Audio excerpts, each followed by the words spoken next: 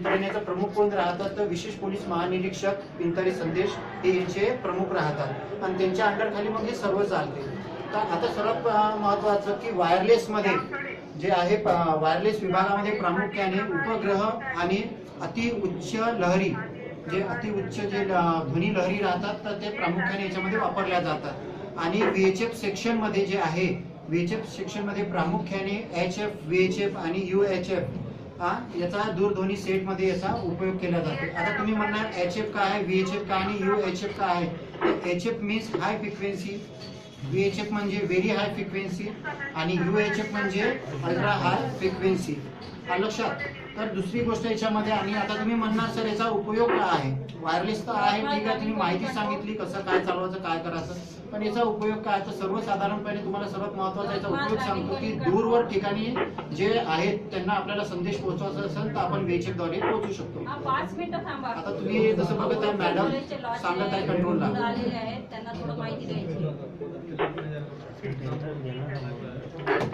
तर सर्वात पहिला याचा उपयोग महत्वाचा म्हणजे कोणत्या अगदी दूरवर वसलेल्या ठिकाणी आपल्याला जर संदेश पोहोचवायचा असेल तर आपण याचा उपयोग करू शकतो. दुसरं, कायदा सुव्यवस्था व निवडणुका जेव्हा राहतात जेव्हा एखादा कायदा सुव्यवस्थेचा प्रश्न लॉ अँड ऑर्डरचा जो प्रश्न आहे तो निर्माण झाला या चौकामध्ये इथे दंगे झालेले आहे मोठे, तर मी प्रत्येक वेळेस जाऊन बोलवणार का कोणाला या बाबा तिथे दंगे झालेले आहेत तुम्ही एवढी फोर्स पाठवा, प्रत्येक वेळेस जाणं शक्य आहे का नाही.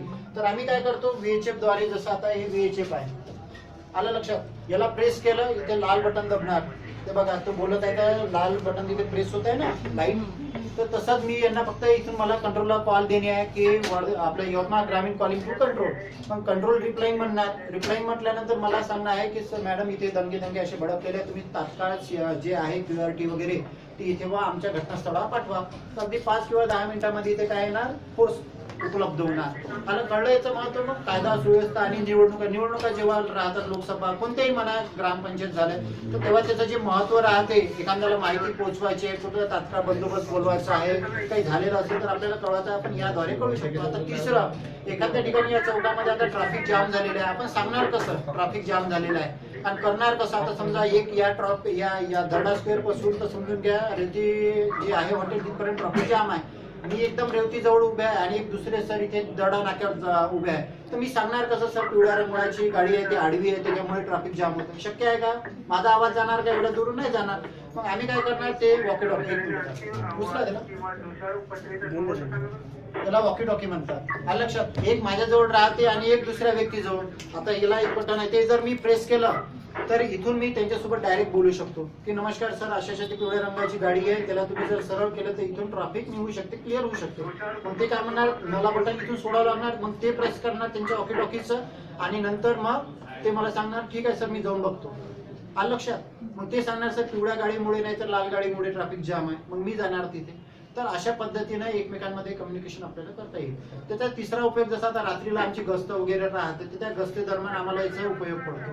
त्याच्यानंतर आणखीन काय याच्यामध्ये जर समजून घ्या आता कोर्टाच्या आम्हाला मेसेज आहे एखाद्या साक्ष पुरावा तिथून आम्हाला मेसेज येतो. जसं मी याच्या आधी वली पोलीस स्टेशनला कार्यरत होतो तिथून मेसेज येते की तुमच्या पोलीस स्टेशनचे नापो का विजय अजमेरे यांची या CC नंबरमध्ये या तारखेला मॅडम यांच्या कोर्टामध्ये या तारखेला साक्ष आहे तरी त्यांना साक्ष कमी हजर राहण्याची समज द्यावी. मग ते मला काय करतात ते मेसेज घेतलेला देतात, मग मी त्या मेसेजवरून मी कुठे कोर्टात हजर होतो. तर आणि जसं गणपती दुर्गा देवी मोहरम असे काही बंदोबस्त राहतात त्या बंदोबस्तमध्ये वायरलेसचा उपयोग होतो. तर अशा पद्धतीची ही वायरलेसची सर्वसाधारण शॉर्टकटमध्ये माहिती आहे.